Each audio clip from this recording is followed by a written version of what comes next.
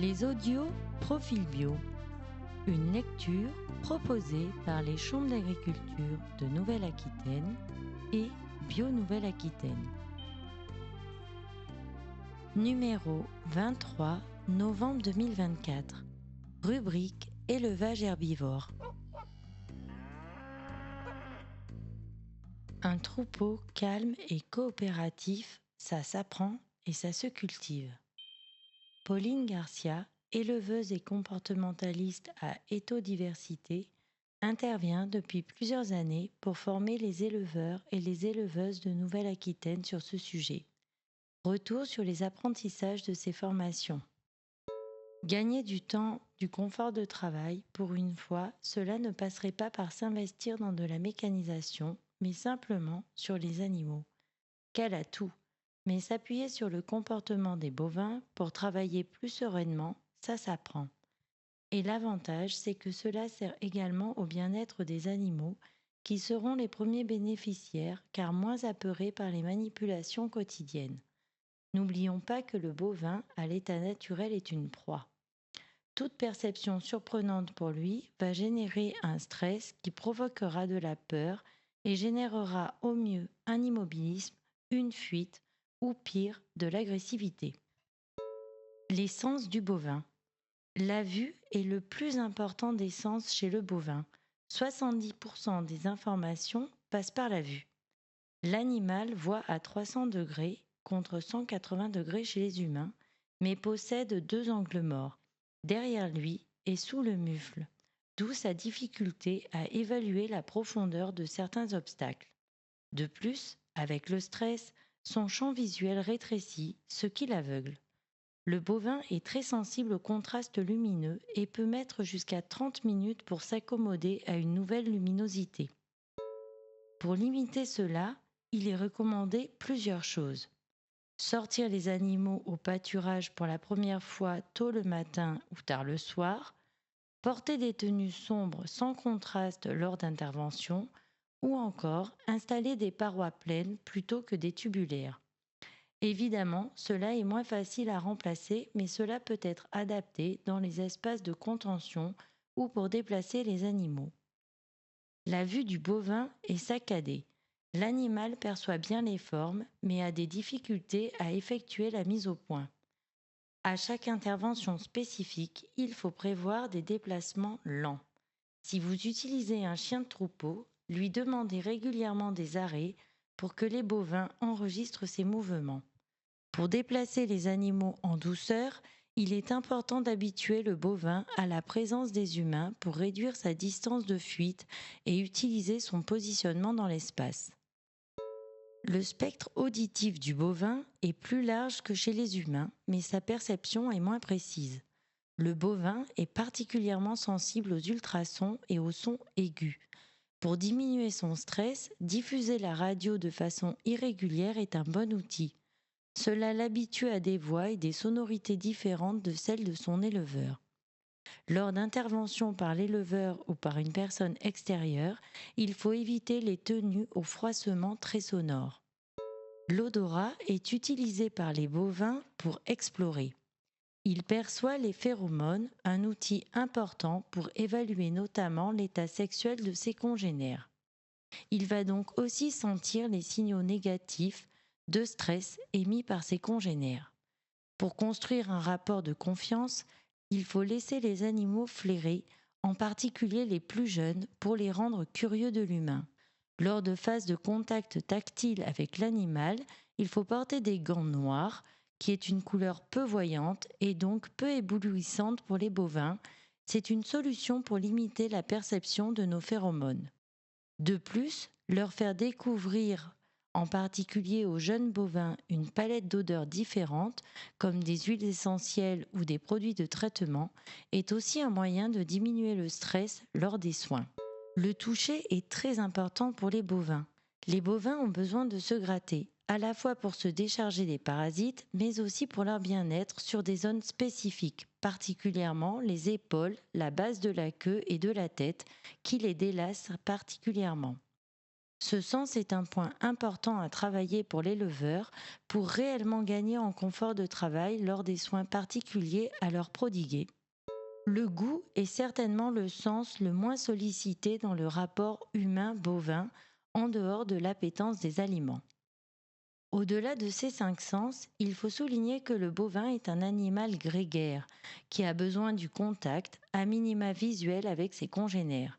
Ainsi, isoler un taureau peut amener chez lui de l'agressivité, car cela induit un stress lié à l'isolement. De même, repérer les caractères et le statut social des animaux aidera également à les manipuler. La vache dominante réagira très difficilement à la force, contrairement à une vache soumise, habituée à céder à la pression des autres. En revanche, préparer et anticiper les phases de manipulation des animaux permet de les réaliser en toute sécurité et sérénité le jour J. L'éducation. En quoi cela consiste-t-il? Au quotidien, l'objectif en élevage est d'avoir des animaux les plus calmes possibles en toutes circonstances et qu'ils acceptent facilement d'être manipulés. Dans les méthodes développées, l'idée est d'adapter les outils au comportement naturel des bovins et d'éviter des méthodes qui passent uniquement par la contention et la contrainte. Non seulement ces méthodes peuvent être assez physiques et représentent une prise de risque. L'animal est dans une posture de soumission, mais n'a pas forcément pleinement intégré l'apprentissage. De plus, ces méthodes ne sont pas toujours généralisables à l'ensemble d'un troupeau. Dans ce que propose la comportementaliste Pauline Garcia, l'objectif est de mettre en place des techniques adaptables à des lots d'animaux et qui ne nécessitent pas une astreinte trop importante. Concrètement, pour les animaux, la question est de limiter leur stress grâce à un environnement qui leur permet d'exprimer leur comportement propre et de les habituer jeunes à des situations différentes en suivant le principe de on a peur de ce que l'on ne connaît pas.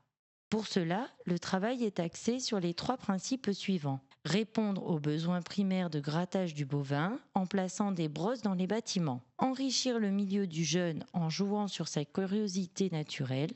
Utiliser nos propres comportements pour impulser de bonnes habitudes aux animaux. Concrètement, on récompense via de l'aliment et du grattage les bons comportements des animaux. On évite de répondre au quémandage, on détache les animaux des cornadis lorsqu'ils sont calmes. Un besoin primaire, le grattage. Prendre en compte les besoins inhérents à l'espèce est un gage de confort psychologique chez l'animal et donc par ruissellement chez l'éleveur. Le grattage, trop souvent sous-estimé, permet à l'animal de réduire sa fréquence cardiaque lors de phases de stress et de sécréter des hormones de bien-être. Offrir aux animaux la possibilité de se gratter limite les phénomènes de concurrence entre eux. Les animaux, ainsi, se détendent sur des brosses plutôt que de se décharger sur leurs congénères, et cela diminue les sources potentielles de conflits avec l'humain. Par exemple, il est possible de disposer des brosses dans les bâtiments, une brosse pour 5 à 8 animaux. Une grande brosse mécanique n'est pas nécessaire, de petites brosses sont suffisantes. Leur nombre est plus important que leur taille, et ces éléments sont à mettre en place dans tous les parcs pour toutes les catégories d'animaux. Attention cependant à prendre des brosses suffisamment solides pour résister à la pression. En cas de récupération, veillez à ce que les brosses soient exemptes de fils métalliques. Dans les pâtures, laissez des vieilles souches aux autres supports de grattage. Par exemple, sur des arbres, mettre des brosses fixes. En extérieur, des zones sableuses ou de terre fine sont également intéressantes pour que les animaux viennent se débarrasser des parasites. Préparer les bovins à l'inconnu. Cette phase se construit avec les jeunes animaux à partir du sevrage. Avant, la mère influence le comportement du jeune. Si elle est fuyante, le petit copiera le comportement maternel. Pour les veaux laitiers qui sont séparés de la mère à la naissance, le travail s'initie plus jeune. L'intérêt est également de faire rentrer de nouvelles générations d'adultes éduqués qui influenceront positivement les autres membres du troupeau. Les jeunes animaux ont besoin d'explorer leur environnement. Ils sont curieux et joueurs. L'idée est d'utiliser leur curiosité pour les aider à apprivoiser des situations nouvelles. Le principe est de les exposer le plus possible à l'insolite, en jouant sur leur perception sensorielle via le contact d'objets aux textures, aux couleurs, aux odeurs et aux formes très différentes. Le bruit est également un aspect à travailler. Par exemple, l'utilisation d'objets à grelots, la diffusion de radios en dehors de la présence des humains. Des mises en situation d'apprentissage. Il est intéressant de faire découvrir aux jeunes bovins la cage de contention avant les séances de soins, d'utiliser du grain ou autre friandise comme récompense alimentaire pour les inciter à la découvrir. Pourquoi avant? C'est pour les familiariser aux sensations de cette cage hors contexte de soins, parfois stressant, parfois douloureux pour l'animal, et dans un moment où vous-même, éleveur, êtes au calme et non stressé par l'intervention à réaliser. Ainsi, le jour d'un soin à réaliser, l'animal est déjà habitué au système et plus détendu. La découverte de la salle de traite peut être faite avant le premier vélage, de façon à ce que la génisse se familiarise avec le lieu, l'odeur, la texture et y entre plus facilement après son vélage. Là encore, disposer du concentré lors de cette phase d'exploration va la motiver à y entrer. Interagir positivement avec l'humain. Il est également important de travailler sur l'approche tactile de l'humain. Pouvoir toucher les animaux pour réaliser des soins, par exemple, est un élément essentiel, mais ce n'est pas une évidence pour les bovins. L'objectif est d'ici d'inculquer à l'animal que le contact humain est une interaction positive. Cela passe par l'utilisation de la récompense alimentaire, par exemple la distribution de grains, de betteraves, de légumes fétiches, et par le grattage du bovin sur ses points d'apaisement, les épaules, la tête et la base de la queue. Attention, c'est lors de ces interactions que l'on peut renforcer le quémandage ou des comportements de jeu qui, s'ils sont mignons quand les animaux sont petits, deviennent très dangereux chez l'animal adulte. Ainsi, on récompense les animaux quand ils sont calmes et qu'ils ne réclament pas.